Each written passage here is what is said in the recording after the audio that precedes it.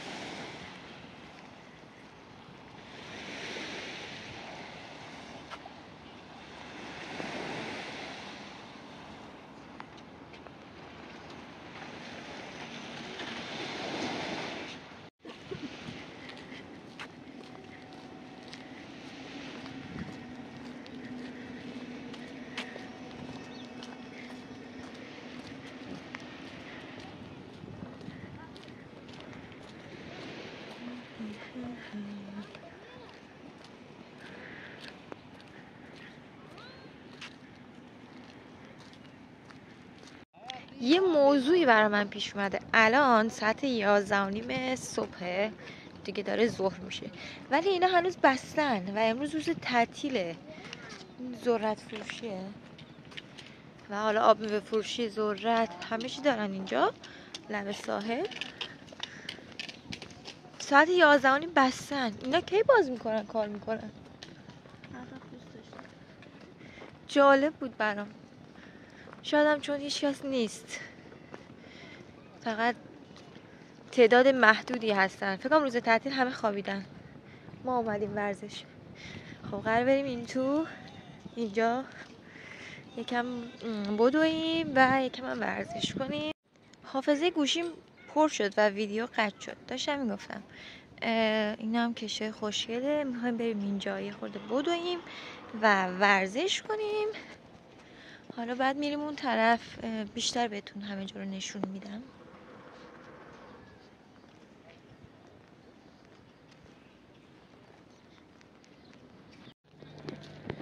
یه آفتابیه، نمیتونم ببینم هیچی. این وری بعد بکنم.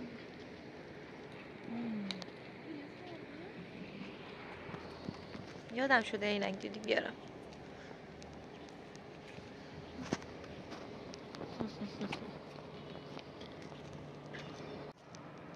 کاش من الان با اون کشتیه میرفتم، ببخشید قایقه میرفتم. یه روز همه با هم دیگه میریم تو تابستون. الان هوا خوب نیست، شنا اینا هم نمیتونیم بکنیم. رسیدیم جای فانوس دریایی. شما ببین چه خوشگله. حتی این فانوسه کوچولوه، یه فانوس بزرگم اونجا داره، میبینین؟ و این طرفم دارن ماهیگیری میکنن.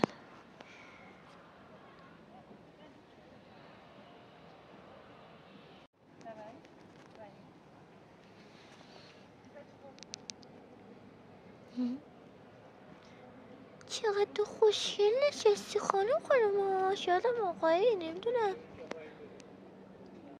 ایشون هم خیلی ریلکس کردن اینجا، آفتاب میگیرن.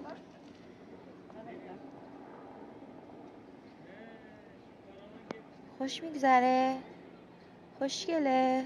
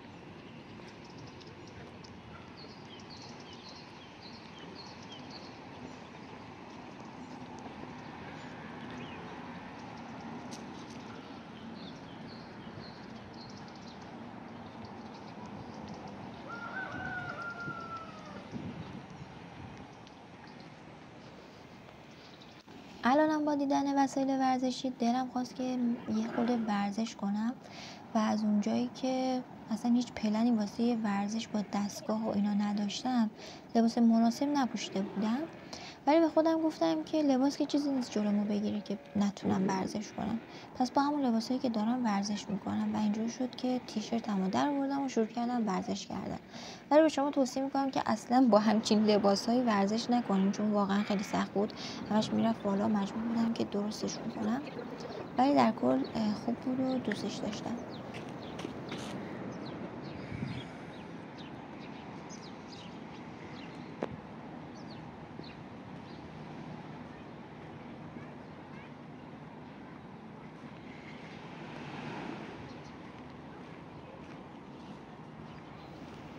خب ورزشمون رو کردیم، تفریحمون هم کردیم، دورمون هم زدیم و برگردیم بریم خونه. من نهارمو خوردم، الان میخوام بشینم کتاب زبان استانبولمو بخونم، چون که واسه دانشگاه زبان خیلی برام اهمیت داره و باید زبانمو تقویت کنم. شما هم اگه مثل من دارین یه زبان جدیدی رو میخونین، به نظرم بهترین کاری که میتونین انجام بدین اینه که در روز 10 تا 20 تا لغت جدید یاد بگیرین، چون دایره لغات خیلی توی زبان اهمیت داره. حالا از بحث زبان بیایم بیرون، میخوام یه چیز مهم بهتون بگم. چند روز پیش به من زنگ زدن و ازم درخواست کردن که توی یه عروسی ترکی شرکت کنم و از اونجایی که من کار رقص انجام میدم و تو ویدیو اولم گفتم قراره به عنوان ساقدوش برم اونجا و تا حالا عروسی ترکی نرفتم و این خیلی واسم جدید و جذابه، به خاطر همین میخوام شما رو هم با خودم ببرم. ولی از اونجایی که ویدیو قرار طولانی بشه، میخوام که ویدیو رو به 2 تا پارت تقسیم کنم، پس همینجا این ویدیو رو تموم میکنم و ویدیو دومو براتون بعدا توی کانال میذارمش.